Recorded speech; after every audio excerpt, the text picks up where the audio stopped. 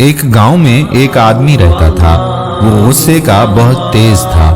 غصے میں وہ لوگوں کو بہت برا بھلا بول دیتا تھا۔ جب اس کا غصہ ختم ہو جاتا تو اسے بہت افسوس ہوتا تھا۔ وہ اپنے زیادہ غصے کی وجہ سے بہت پریشان رہتا تھا۔ کچھ دنوں کے بعد اس کو ایک آدمی نے بتایا کہ دوسرے گاؤں میں ایک عالم رہتا ہے، وہ لوگوں کی مشکلات کو دور کرتا ہے، تم بھی ان عالم صاحب کے پاس چلے جاؤ۔ پھر اس کے اگلے دن وہ آدمی ان عالم صاحب کے پاس گیا اور بتایا کہ عالم صاحب، مجھے غصہ بہت آتا ہے، میری کچھ مدد کر دیں۔ عالم صاحب نے کہا کہ اب جب بھی تمہیں غصہ آئے تو جنگل میں جا کر کسی درخت میں ایک کیل ٹھونک دینا۔ آدمی نے کہا کہ عالم صاحب، یہ کیسا عمل ہے؟ عالم صاحب نے کہا کہ جیسا کہا ویسا کرو، انشاءاللہ تمہارا غصہ ختم ہو جائے گا۔ آدمی نے کہا ٹھیک ہے عالم صاحب، اب میں ایسا ہی کروں گا۔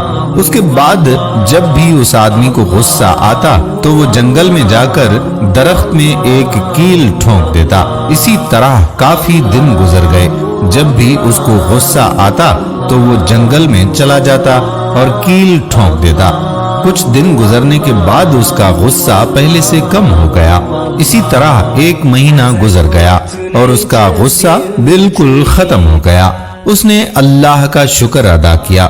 پھر وہ ان عالم صاحب کے پاس گئے اور عالم صاحب کو کہا کہ آپ کا بہت بہت شکریہ، آپ کی وجہ سے میرا غصہ ختم ہو گیا۔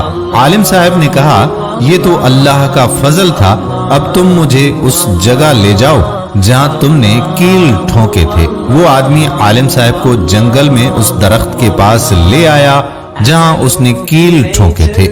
وہ درخت آدھا کیلوں سے بھر گیا تھا۔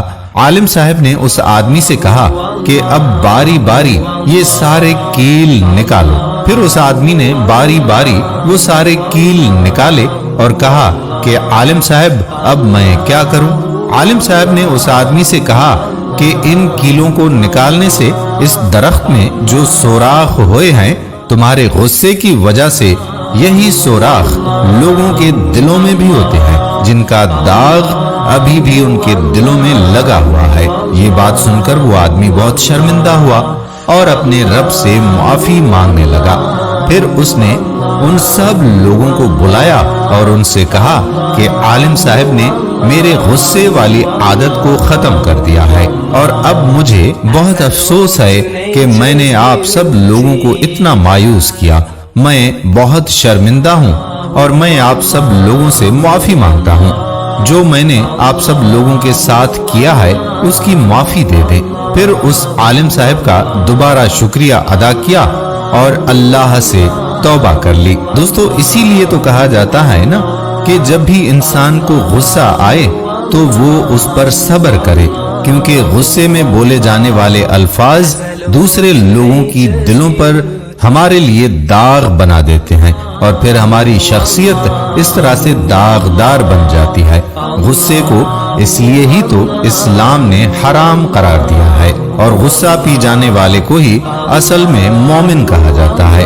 امید کرتے ہیں کہ یہ چھوٹی سی بات آپ کو ضرور پسند آئی ہوگی۔